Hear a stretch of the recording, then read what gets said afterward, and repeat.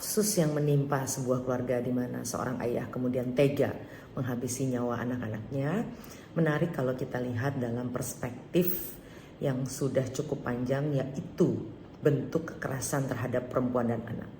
Penelitian sedikitnya dari mulai 15, 20 hingga 10 tahun terakhir secara konsisten menunjukkan bahwa khususnya perempuan-perempuan di Asia, bukan hanya di dunia tapi khususnya di Asia, memang memiliki kecenderungan untuk selalu menjadi korban dari aksi kekerasan oleh orang-orang terdekat, yang justru angkanya semakin meningkat diperparah ketika masa pandemi.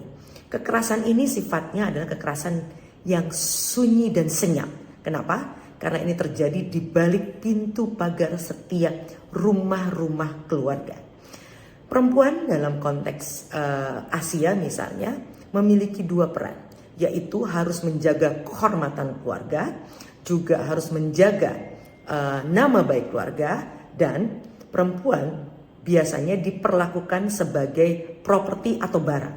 Ini yang menyebabkan orang tua, pasangan, keluarga itu merasa selalu tanda kutip memiliki hak untuk mendisiplinkan, untuk menertibkan atau memaksakan kehendaknya lewat jalan-jalan kekerasan yang dalam hasil pengumpulan 2-3 tahun terakhir menunjukkan kekerasan fisik menjadi yang utama, lalu kemudian kekerasan seksual, dan yang ketiga adalah kekerasan mental atau psikis. Ini menjadi satu paket yang biasanya selalu didera oleh perempuan dan anak di Indonesia. Karena perempuan dan anak khususnya anak perempuan selalu dianggap menjadi beban bagi keluarga dan menjadi tanda kutip tempat bagi pemilik kuasa yang biasanya adalah laki-laki atau orang yang dituakan untuk melampiaskan stres, melampiaskan ketidaknyamanan mereka kepada perempuan dan anak yang selalu dianggap sebagai barang. Dalam konteks kasus yang terakhir, kita perlu mengapresiasi bagaimana sebenarnya lingkungan sekitar dan pihak aparat sudah bergerak dengan cepat. Kerjasama antara pimpinan tertinggi yaitu RT RW dengan Babin Kamtibmas itu sudah terjalin, terbukti dengan laporan yang kemudian diberikan kepada pihak kepolisian. Ini sebuah langkah maju. Tapi yang perlu kita ingat bahwa pihak aparat tentu saja tidak mungkin melakukan atau bertindak sebagai CCTV sosial bagi seluruh individu atau masyarakat di Nusantara. Kita perlu ingat, masyarakat juga perlu memikul tanggung jawab yang sama agar memastikan bahwa orang-orang yang berada di dekat kita juga merasa memiliki sahabat, teman, dan tempat untuk mengadu. Dan yang paling menarik adalah bagaimana banyak perempuan di Asia, tidak hanya di Indonesia, merasa bahwa dia bukanlah korban kekerasan. Ini yang menjadi salah satu titik pangkal. Kenapa kasus kekerasan pada perempuan dan anak itu adalah kasus yang sangat sulit diungkap. Bahkan angka-angka yang sudah cukup menakutkan sebenarnya muncul di Asia termasuk Indonesia, itu angka yang tidak menggambarkan realitas yang ada sebenarnya, yang artinya aksi kekerasan jauh lebih banyak.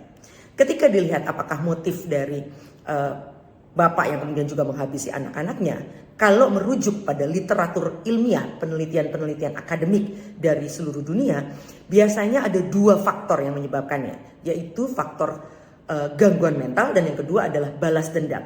Dan ketika ini masuk di wilayah Asia termasuk Indonesia, ketika memang pada prinsipnya perempuan dan dianggap sebagai barang yang bisa diperlakukan semena-mena, hal ini yang kemudian menambah beban yang luar biasa untuk menjadi perempuan dan anak di Asia, yang membuat kita perlu sadar bahwa isu ini sebenarnya bisa terjadi di mana-mana.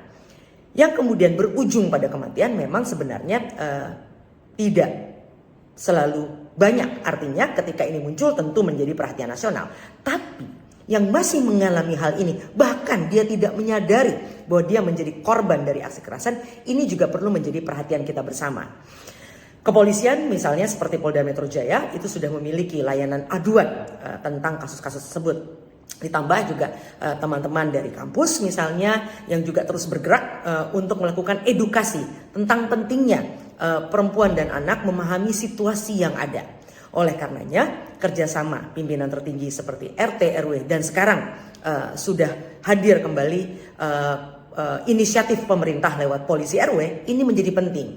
Artinya, kita perlu memastikan orang-orang yang berada di 4 penjuru kita, yaitu depan, belakang, kiri, kanan, itu memiliki ikatan sosial yang baik, sehingga kalau ada hal-hal yang sekiranya perlu dibantu, sekali lagi catatannya perlu dibantu, ini menjadi cara untuk mengurangi potensi aksi kekerasan. Atau ketika penelitian-penelitian panjang dari 10 tahun lalu mengungkapkan bahwa orang-orang di era teknologi sekarang ini justru jauh lebih stres, mereka tidak perlu mengungkapkan atau melampiaskan stres mereka kepada orang-orang yang ada di dalam rumah mereka, tapi dengan kekuatan kearifan sosial kita, di mana gotong royong saling membantu itu menjadi kekuatan dan watak masyarakat Indonesia, ini bisa membantu mengurangi potensi aksi kekerasan itu terus menjamur, terus meluas di ruang-ruang senyap tersebut.